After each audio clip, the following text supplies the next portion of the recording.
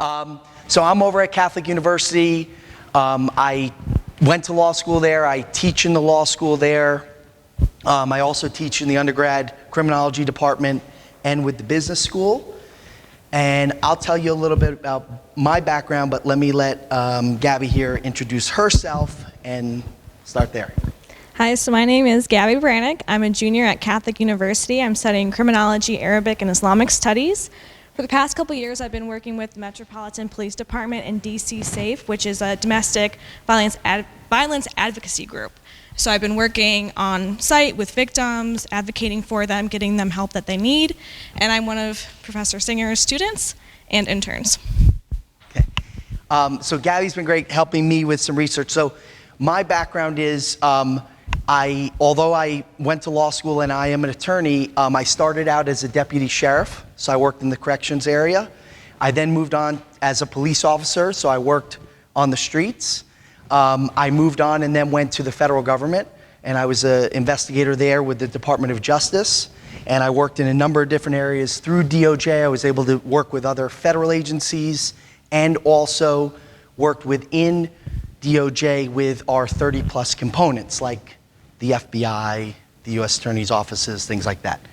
So when I retired from that in 2012, and I started to, learn more about from criminal justice to criminology, and obviously mass shootings have been something in our society that have been increasing. So that's why we were talking about this phenomenon. And when I was a kid, when some of the more senior folks around were kids, they weren't afraid to go to school and possibly be shot. So that's really what developed us to say, well, we want to do research on this topic. Now, we are still doing research on this topic, and we're working on a publication. And our end goal, so you understand, is that we want to come up with some better solutions for all the stakeholders that are involved in our American society. So I'll get to that part, but I wanted to figure out how we got to where we are today. And that is, so we've already covered this part, good. So how did we get here? So, I'm in starting to look at this topic of mass shootings in the United States, it evolved to the topic of gun violence. And it's hard to ignore that. So that's what we're going to also talk about. Now, with mass shootings, one of the first most notable ones was in 1966 at the University of Texas, where a gentleman went up on their tower on campus and proceeded to shoot a number of individuals. After that, there was not a huge uptrend of those type of shootings, and that was really an anomaly at the time. And then all of a sudden, I believe April of 1999, where two young men attending Columbine High School in Colorado went and proceeded to shoot a number of individuals, and from that date forward, there seemed to be some sort of change in our society where the numbers of mass shootings have gone up dramatically. Now, just this year, we are looking at 330. Now, what's the definition of a mass shooting? Before, it was 4+ shot in one incident. Okay? Congress changed that in 2013, and they amended that with an act and basically decreased that to 3+ in one incident. So, the most notables, Las Vegas being where there's been the most deaths in one incident, Orlando at the Pulse nightclub, Pittsburgh at the synagogue, Parkland, Florida, down at the high school there in Coral Springs, El Paso, and then Dayton as two of the most recent this past summer. So it was hard in looking at this subject to ignore the inner city gun violence and the other gun violence that we have in this country, and also the number of suicides that we have in this country. And we have a ton of statistics in here that kind of, I think, jump out at you. There's been a rise in extremism and hate messages and things like that of recent, particularly in the last couple of years here in the United States. And then obviously we're talking about guns and our culture of guns. So recent polling, and what I'm going to try and do is, as a lawyer by trade, I really am trying to stick with facts. So we're trying not to get political, although obviously this can be a political conversation. So recent polls on what are the causes of all this gun violence in our society today. So mental health is a lot of what polls in American society are saying. Extremist views on the rise. Inflammatory political rhetoric and violence or threat of violence against people. And then media and the internet influence. And then also, what about the influence on kids and video games and movies? The Joker just came out, things like that. So this is just one statistic in terms of where people are getting their thoughts on where violence is coming from in our culture. We just wanted to bring that up. Now this is a statistic of the most recent and most notarized mass shootings. So it's a little disconcerting in terms of how much they have increased. And as they keep increasing in our society, we keep making it commonplace in our society. We're getting used to it. And that's a scary thought. So, some statistics in the United States. We have about 330 million people. Of those people, we're looking at about 290 million adults. So let's look at, in terms of what the alcohol, tobacco, firearms, and explosives federal agency who oversees guns in our, it's very difficult to calculate how many guns we have in this country, okay? Because we have legal guns, we have illegal guns, we have guns that are privately held for a number of years, so that's a really difficult calculation. But from the best we can tell from 4 different sources here, about 30% of Americans own guns. So you're talking about 70% of Americans don't. Of those 30%, 3% own half of the guns in this country.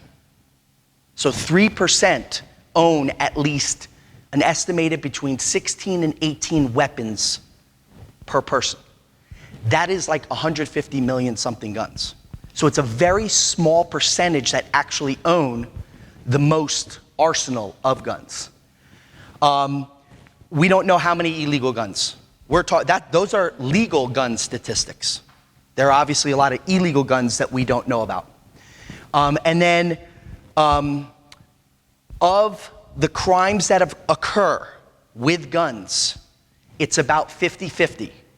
50% with legal guns, 50% with illegal. All right, so now, just some polls on gun reform in our country. You have almost 90% of the country that supports some sort of background checks for purchases of guns. You have over 85% that support red flag laws. Red flag being that when somebody is involved with an incident that comes to the attention of law enforcement or the courts, that can be red flagged, and those firearms that that individual possesses can be suspended or taken away from that individual temporarily while there's resolution to that matter. 60% support a ban of gun clips or magazines, interchangeable but different technical, but of 10 or more rounds. And then 56% ban on assault weapons altogether, and 52% actually support a buyback for assault weapons. Okay, so firearms in this country. You know that we have the Second Amendment, and it gives a right to bear arms and other rights. And when Madison and others created the wonderful Bill of Rights with our constitutional amendments, that is always pointed to in terms of something that is very sacred as an inherent right. There are limitations on what our rights are in this country. The best example I can use is the First Amendment. We have a freedom of speech. If one of you go and walk into a crowded room and you yell out fire, you can be placed under arrest for disturbing the peace, for other possible crimes, because you're inciting something that is not reasonable. So we can create laws that protect the public safety, health, and welfare of our citizens if it's that important, even though we have constitutional rights. The National Rifle Association is someone that we have to talk about as a member association. It was founded to educate gun owners on hunting and gun ownership. There's about 5 million members in the NRA today, estimated. Just want to give you a perspective of that. For the American Automobile Association, there's about 60 million members. For AARP, Retirement Association, there's about 40 million members. So there's a lot of other organizations that have far more membership. However, they are one of the most powerful lobbies that is here in Washington, D.C., and they have, of all of their spending of recent times that's public, in 2017 and 18, it's been one of the highest that they've had on lobbying. Now, the ability to obtain firearms legally differs per state. States have their own right to regulate that. There's also, when it comes to any other regulations, particularly on the federal level, there's very few regulations on private sales, so citizen to citizen, and very few regulations on sales that take place at trade shows, okay? Now, military-style weapons, high-capacity clips or magazines, armor-piercing bullets, these are all weapons that were manufactured for military purposes, to kill and maim as many people as possible in defense as a military person. Those are readily available, and they would be used, because I don't think there's much use on a hunting level or on other levels. There might be some practical use there that some gun experts can say. But for the most part, it's recreational. People enjoy firing them and having that right to do so, and that is already readily available. So in some places, you can walk into a store, buy a semi-automatic assault rifle with an extended clip that can fire off 100 rounds at a time.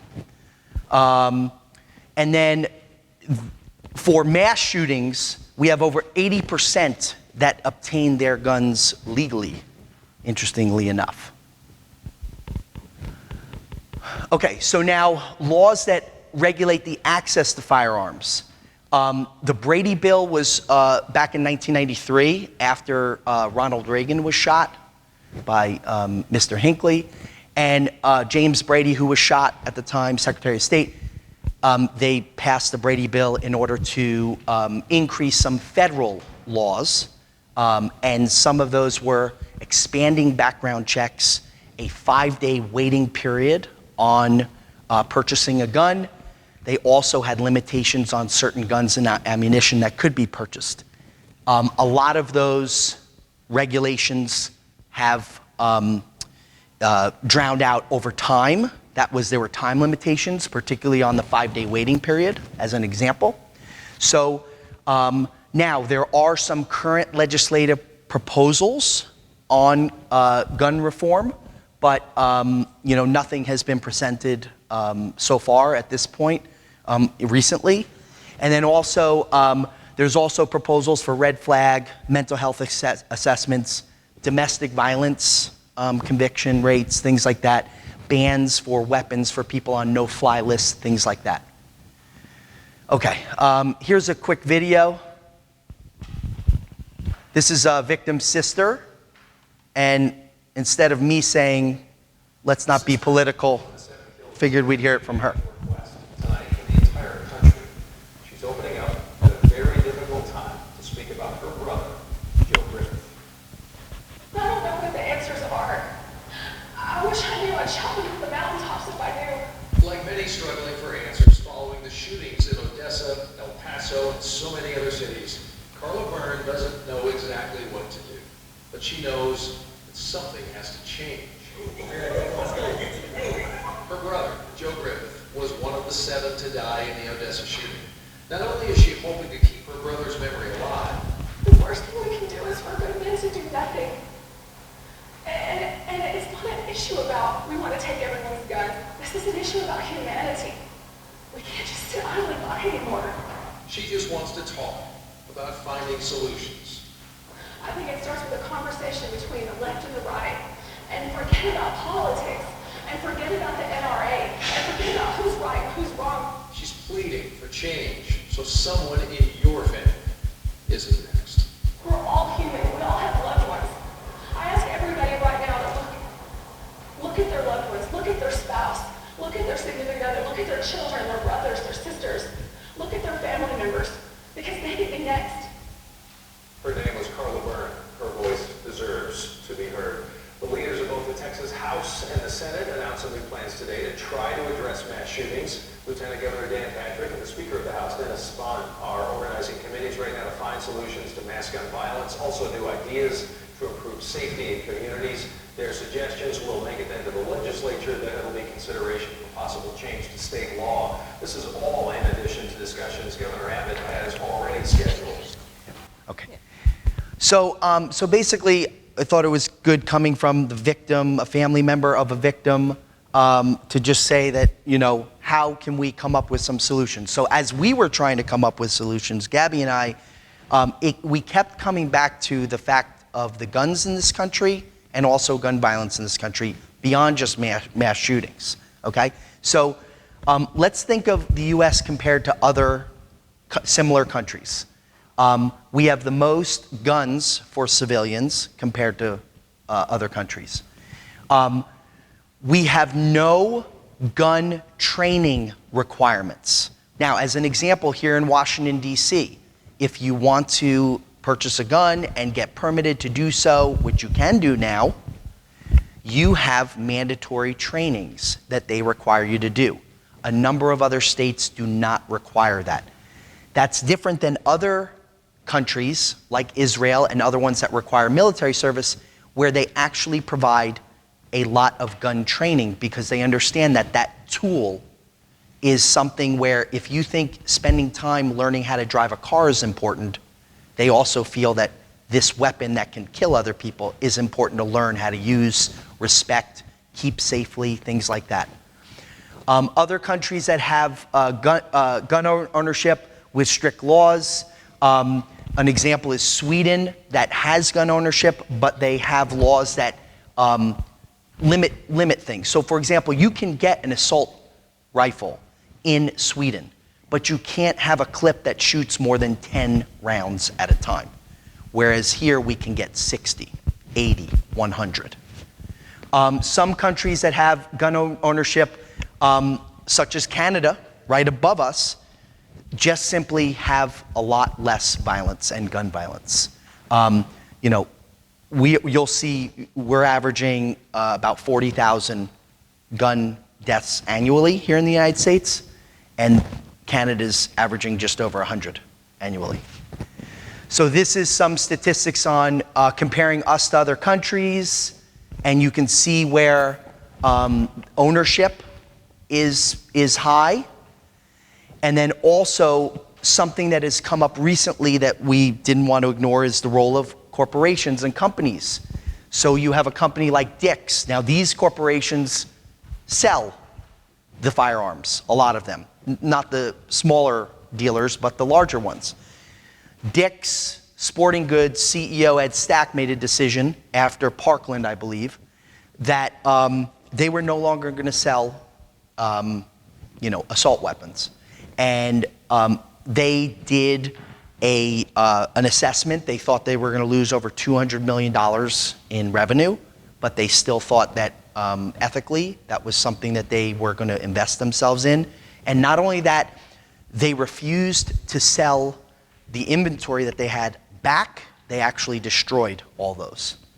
Walmart has just come up with a policy after a shooting there recently that they would no longer sell certain guns and ammunition, but they still sell others. And they also discourage open carry. So if you're in a state where you can open carry a weapon, they are discouraging to do so in the Walmart. And then there's other CEOs that have recently lobbied Congress to step up and have some sort of say. So let's look at statistics on gun violence in the US. I said 330 mass shootings so far this year. Overall mass shootings, however, are only 1%.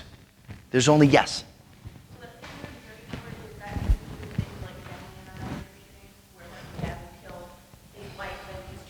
Any incident that has involved 3+. Okay, yeah, that's very different than a guy going to a festival opening. Right? Correct. So classified differently, maybe one's domestic, maybe one is not, but as long as there were 3 shot on scene, then they're going to consider it for this statistic.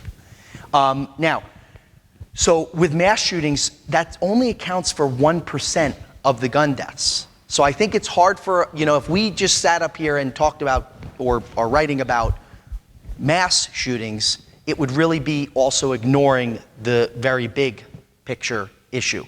So we have 110,000 people that are wounded annually, and we have about 37,000 that are killed annually in this country.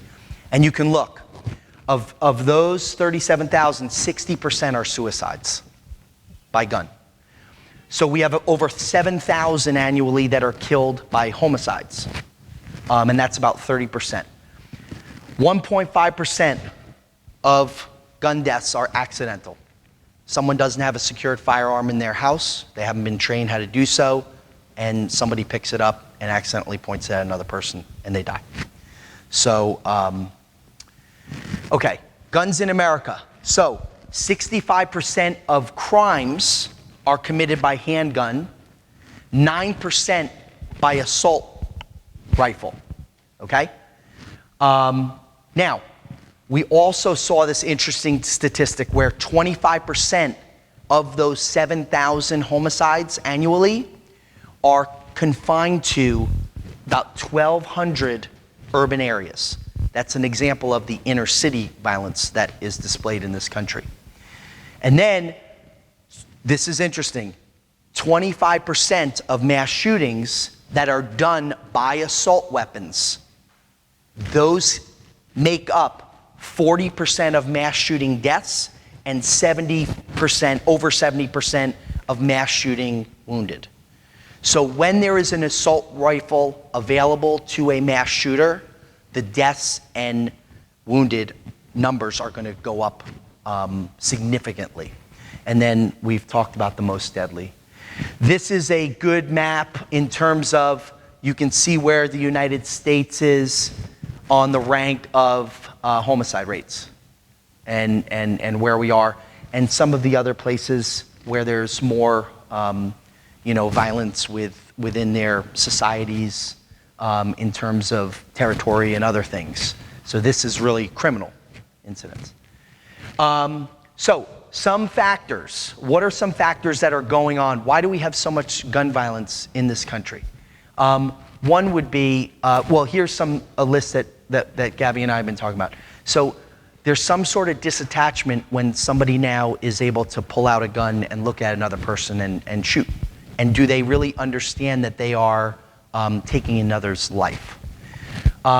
This word always gets me, desensitization, thank you, to violence in general.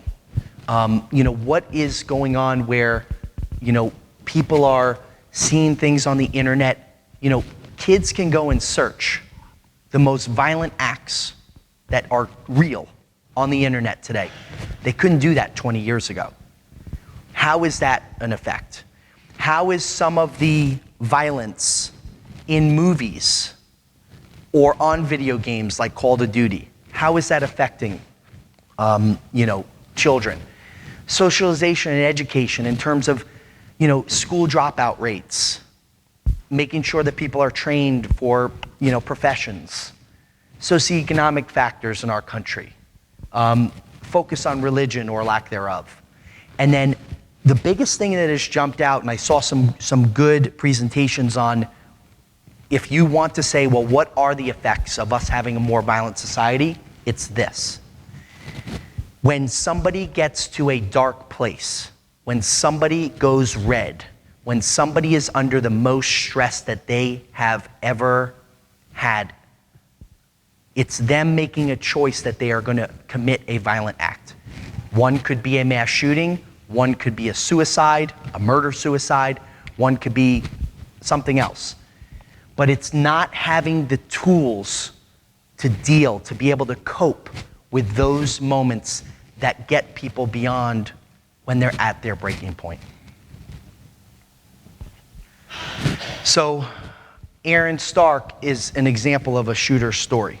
So if you bear with us, we're going to play 4 minutes of this, and I think it's pretty telling.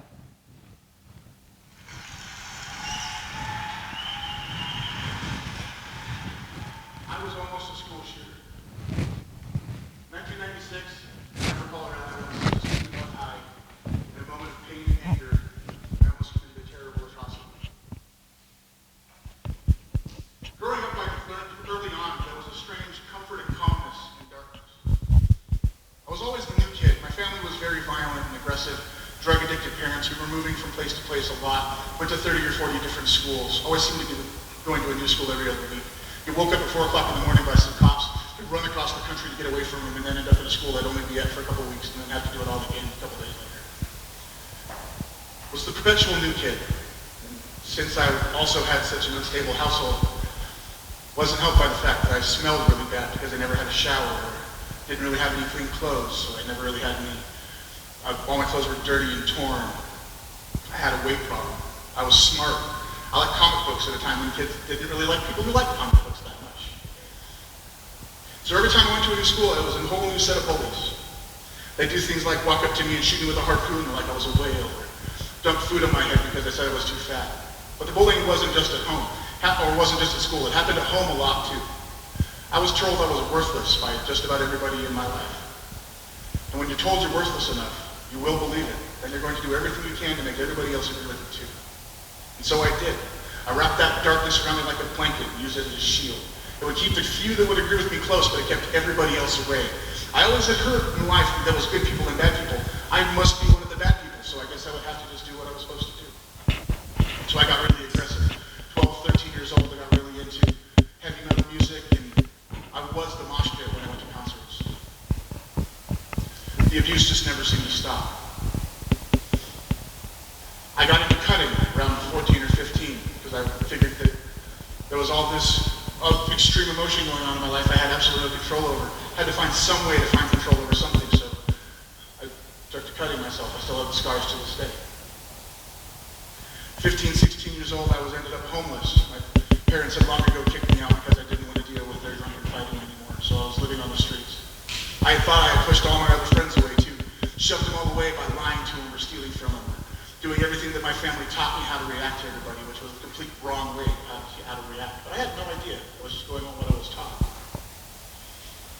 Finally, 16 years old, I'm sitting in my best friend's shed, who I thought I had already pushed away too by stealing from him and lying from him. Laying in this shed with the roof wide open, rain pouring down on me into a dungeon raised chair that was covered in cobwebs and dirt, hadn't been touched in months. And I'm sitting there with my arm covered in blood, knowing that if I didn't do something, I was going to kill myself soon. So, I did the only thing I could think to do. Grabbed my phone book and I called social services. So I went to social services.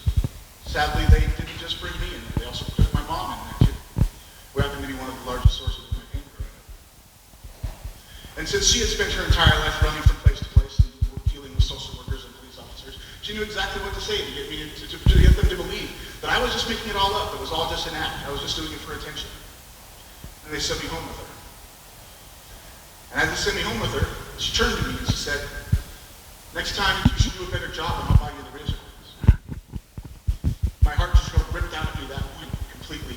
That darkness that I've been staring at for so long, I just ran headlong into it. I had nothing left to live for. I literally had nothing to lose. And when you have nothing to lose, you can do anything. And that is a terrifying thought. I decided that my act of doing something was I was going to express my extreme anger and rage by getting a gun. I was going to attack either my school or a mall food court. Really didn't matter to me which one. It wasn't about the people. It was about the largest amount of damage in the shortest amount of time with the least amount of security. So that's just an example. Now, luckily, Aaron decided not to act. And he explains how acts of kindness by a friend, little things, really got him to a point where he didn't have to commit an act. But he would have been part of these statistics. And it's just very interesting because rarely do we get a view like that into somebody that was going to act. So now, what a factor that is impossible to ignore in this country is the role of males and violence.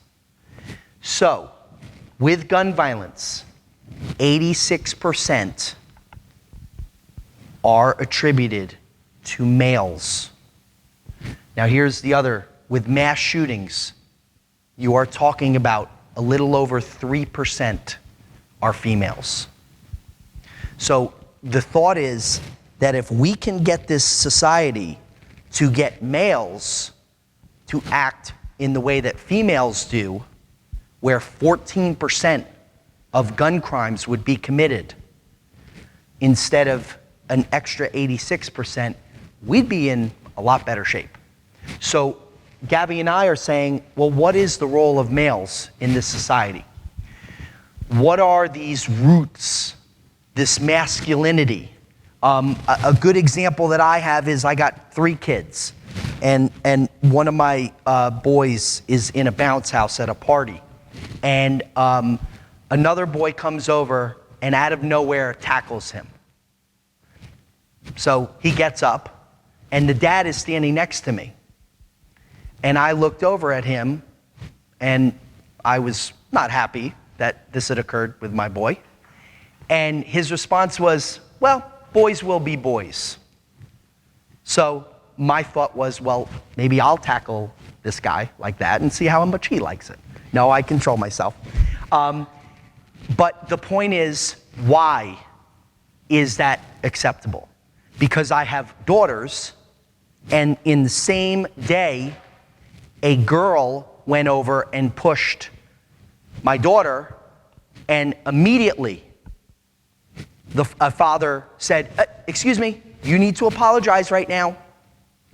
So what is it about where boys are, the machismo, okay, defined as this stereotype of how we see boys and men in our society. The other thing is this suppression of emotion that males tend to have. And then there's the toxic masculinity, which is getting that male dominance to a real extreme level and an angry level against women, and hostility and misogyny and those aggressive thoughts. The Dayton mass shooter had a rape list. There's a number of different manifestos and social media and online platforms that are extremely misogynistic and against women in a lot of different ways. So now, let's look at some of these statistics. And this is getting into domestic violence. You have 600 women annually in this country that are killed by their partners.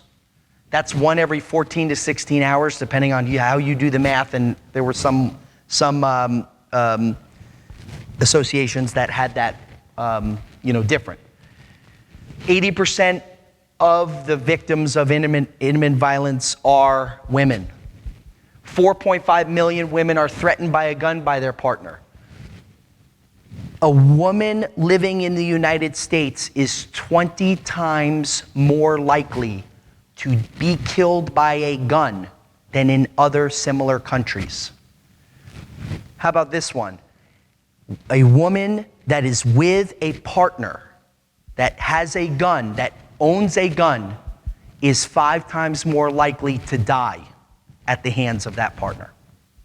That's a factual statistic.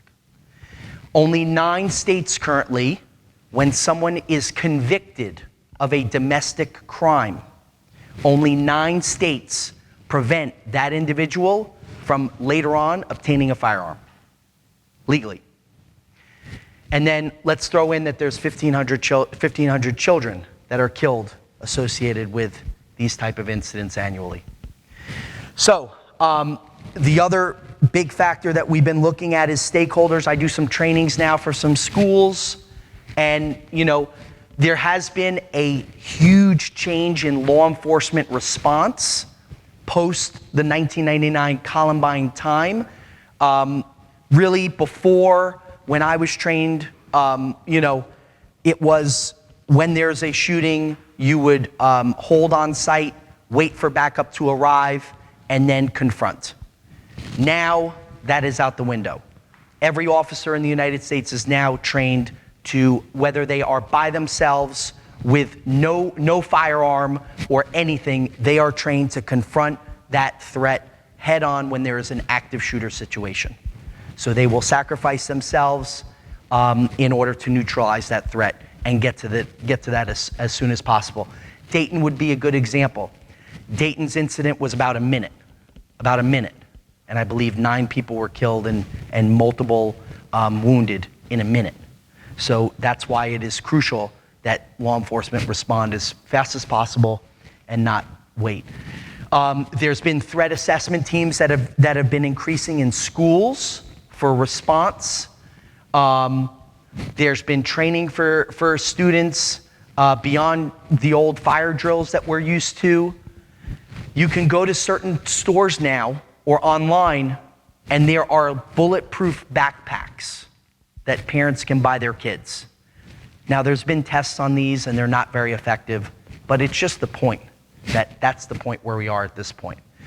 There are changes in school designs, just like there's been other changes in other places where big crowds of people will assemble so that they can be safer and not put so many at risk at one time. You have different states petitioning courts so that threats can be addressed. First responders and crisis response teams have been increasing. And then municipalities have been doing. I just went to a wonderful parade, and it was amazing. And at every access point on the streets, they had a snowplow truck. That's because they are trying to keep that secure from someone driving into the parade route. It's just something that the municipality felt was, we want to make sure that the thousands of people attending this parade are going to be safe. It's just one way that people are trying to respond to threats these days. Here's just a quick video on just saying what the new reality is. It's just about a minute.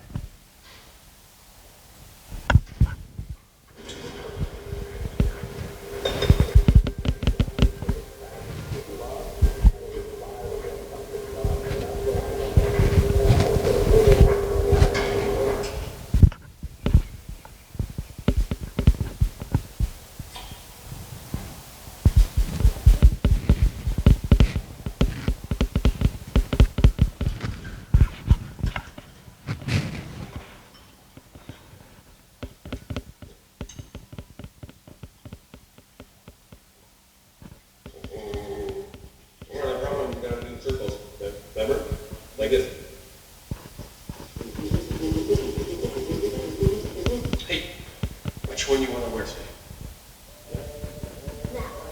I was going to wear the jean jacket today.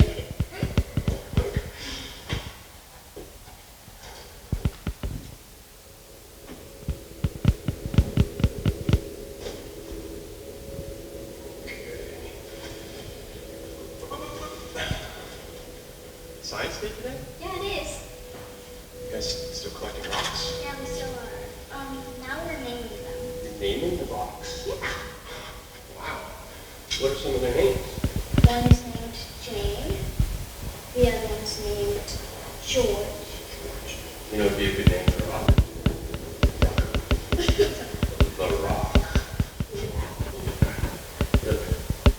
Ready? Yeah.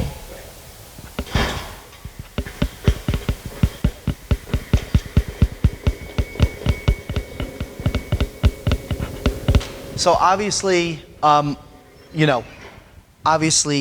know, a little bit of an extreme, take on things, but I think it was telling to see what his face was like. And, I'm a parent that my kids go to school, and there are parents that have fear when their kids go to school these days that they didn't have years ago. And I know that I teach college kids, adults, young adults. And I've surveyed them, and I said, how many of you have been fearful of just going someplace now? And a lot of them raise their hands, and it's not a great feeling. So what's the role of technology that has come? Gaming and aggressive behaviors and lack of coping mechanisms, like we said, and the contributing factors of people, young kids that are online talking to adults, playing a video game where they're killing as many people as possible, and then talking to an adult about that, that desensitization of violence and guns in general with searching things on the internet. And then that easy access to social media and everything, and then that rise in hate propaganda that can be spread by social media mechanisms.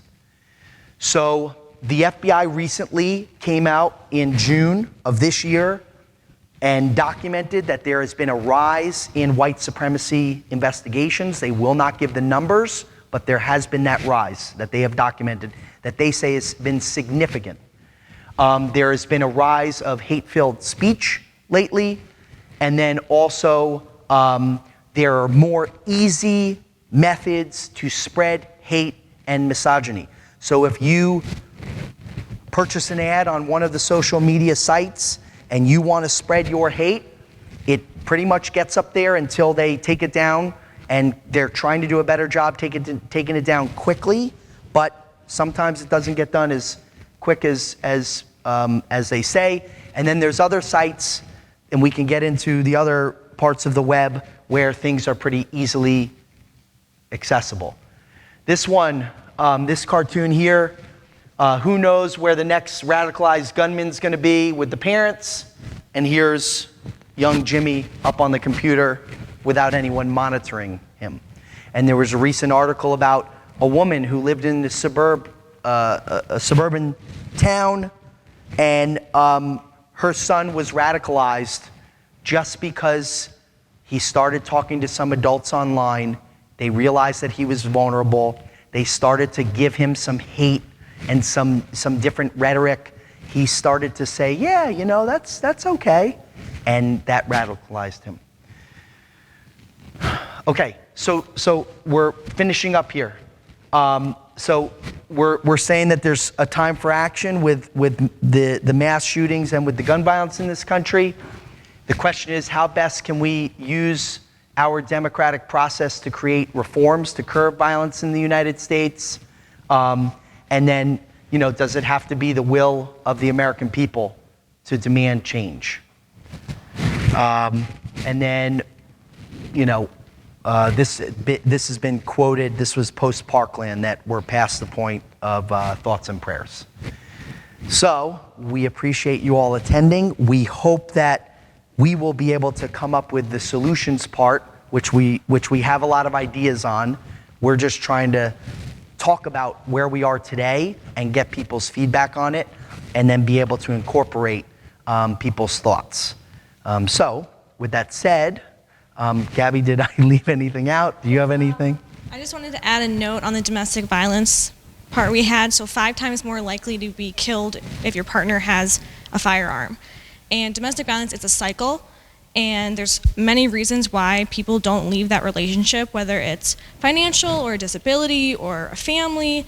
And you go from the honeymoon phase to a high amount of tension and just back and forth. And when there's a gun, you never know when the next time there's tension between you and your partner, when that will escalate. And when there's a gun, it's not good. So if there's any questions,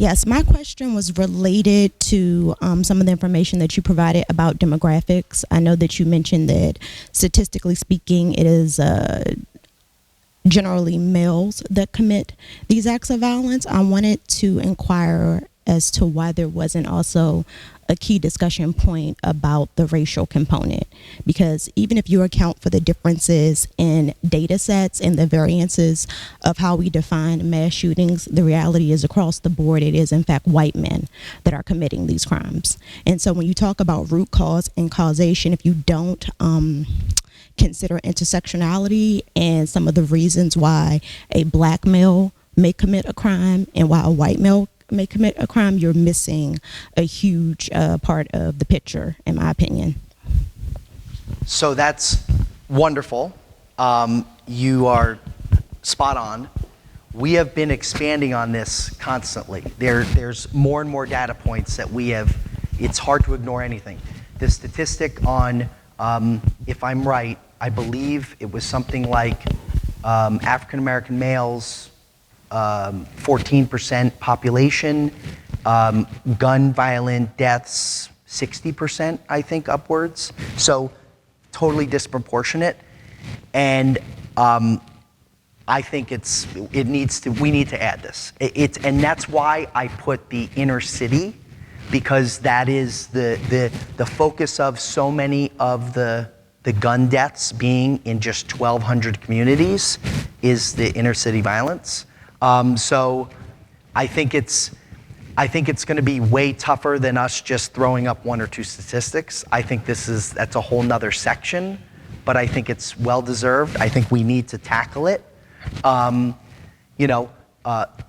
gun violence in general there's a higher rate with African American males being killed, but when it comes to mass shootings, there is a way higher rate of white males committing those shootings. I think I appreciate it because we're going to add the racial component. We just have more work to do. Other questions?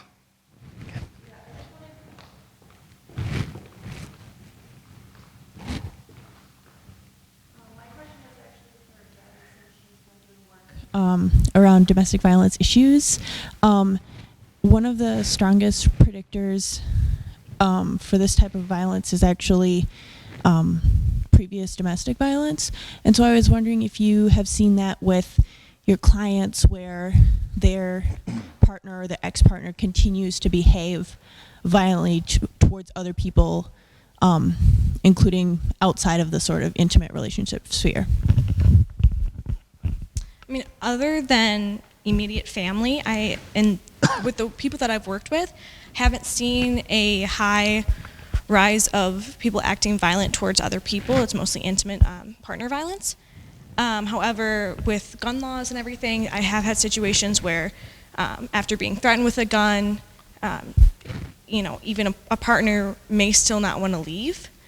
A lot of the situations I go into, we have to make an arrest, and right after the arrest is made, the partner says, I don't want to press charges. So it's mostly intimate and just family that I've seen, but it's a huge issue with people not wanting arrests to be made or guns that are present to be discussed.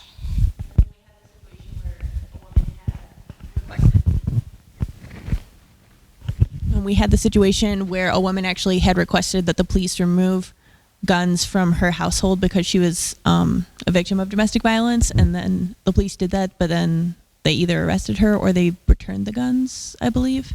And so I think it's very difficult for people in that situation to protect themselves, even if by taking that stance of, well, I'm not going to leave you, but I don't want the gun in the house anymore.